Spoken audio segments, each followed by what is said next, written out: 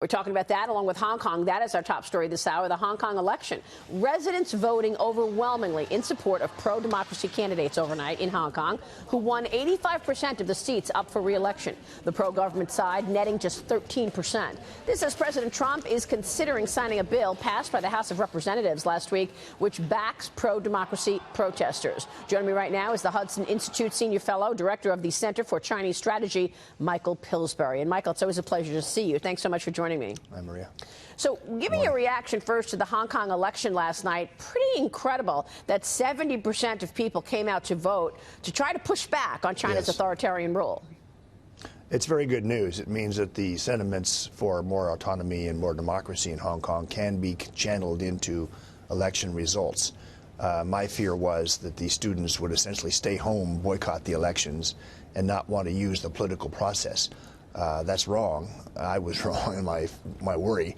And this now opens up a couple possibilities, Maria. One is that Carrie Lam could decide to step down and name a member of her cabinet to take her place. That's within the law of Hong Kong. Secondly, in the elections 2 years from now, when the next chief executive will be chosen, probably somebody who's a little bit less wooden than Carrie Lam will be selected, somebody more in touch with the political currents in Hong Kong. So both of those are, I think, good news for our own outlook. Well, really interesting to note that the Senate's legislation, the Senate bill passed the House overwhelmingly, where the U.S. will tie China's behavior in Hong Kong to ongoing trade business with the United States. Will the president sign that into law? What do you think? I don't know. I was watching carefully his comments over the weekend. He still refers to President Xi Jinping as his friend and a great guy. He's all along, Secretary Pompeo as well, have been for nonviolent demonstrations. That's the same position Beijing takes. Nonviolent demonstrations in Hong Kong are okay, or even a good thing. So if he doesn't sign it, it still becomes law after 10 days. He's got the break that the recess the Congress is on now, plus another 10 days before he decides to sign it. He could, as a gesture to Xi Jinping, not sign it or look like he's dragging his feet to help President Xi Jinping. I think we're in the final stage now, whether this first phase is going to work or not. I'm kind of pessimistic. I think the president still likes to be called tariff man. I think the idea of putting tariffs back on at a much higher level still exists. So I'm not complacent that we have the final goal in sight. I think there's still some major concessions China has to make. Right, and I think I've been pointing out to our audience, don't forget when you hear these things like, oh, the U.S. is considering taking tariffs off or not implementing the tariffs that are set to go into effect December 15th. Remember where that's coming from. Last week it was the South China Morning Post, which was acquired by Alibaba, Jack Ma, who is a admitted communist. So let's remember where some of this info is coming from. Having said that, Michael, this morning we have news that China officials say that they will raise penalties on intellectual property theft. They will look into lowering punishment thresholds. So what do you think about that? I spoke with Peter Navarro on Sunday Morning Futures yesterday, the president's assistant to trade and manufacturing policy, about the false marketing from China finding its way into U.S. homes. Watch this. A lot of these counterfeit products are coming from China, right, Peter? You go on a platform like Amazon, it connects you to a website over in China, and the next thing you know, you've got a counterfeit good. Apple estimates that about over 90% of the stuff that's bought online that has an Apple brand is counterfeit if it's not from the Apple source. The president is cracking down on counterfeits. Peter Navarro wrote an op-ed at FoxNews.com for our audience to go check out. But, Michael, what about this? How much truth should we expect from all of this? Is China really getting tough on IP theft? Will the president really consider not putting tariff increases into effect? What's your take? I think tariff increases are still possible. I think it's a step forward that China wants to raise the penalties on IP theft. The only thing is they first floated that last summer, and they said they already had a law they were going to pass to do just that. The penalties are really quite small, Maria. In some cases, if a company loses a case, a foreign company sues a Chinese company for property theft, the penalty you might think would be large. No, it's as low as $5,000. So they have to go a long way beyond what they've already announced to really appease the president's concern with intellectual property theft. Well, I mean, isn't it true, though, that if the president were to sign that bill into law, the Chinese say we will retaliate? So, I mean, you know, this is a high-stakes game right here. That's right. I agree. Don't forget, they could also walk out of the talks.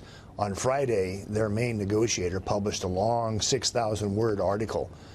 Liu He is supposed to be a reformer and for the market. He really stressed he wants state control to continue, state subsidies to continue for China's state-owned enterprises, which already have surpassed us, you know, on the Fortune 500 by capitalization list. Chinese companies now are more numerous than American companies. They also have more billionaires. Their growth rate is 3 times faster than us. So China is feeling its oats right now. It feels very strong. They had Henry Kissinger over on Friday with Gary Cohn and Hank Paulson. They all got messages to tell President Trump not to do anything to end the talks now and pull back the tariffs. I don't think President Trump's going to pull back the tariffs without really serious concessions from China. As you mentioned, Maria, there's a false report on this about a month ago. A White House official, still unknown, said, oh yes, the first phase will definitely have a major rollback in tariffs. The president himself said that was false reporting and he had not made such an agreement. So we have to be careful who we're listening to now in terms of where the trade talks are. Yeah, which is why I pointed out that Alibaba owns the South China Morning Post last week. Yes. But isn't it interesting But the that New York Times also ran the story, along with Reuters and the Wall Street Journal. Right. It wasn't just South China Morning Post. But it came They from were the wrong. but it came from the South China Morning Post, right? No, it came from the White House, an anonymous White House official. I myself, Maria, called around 4 different newspapers and said, don't run this. I understand from the White House it's not true. Each of the 4 reporters told me, no, I have this on deep background from a White House official.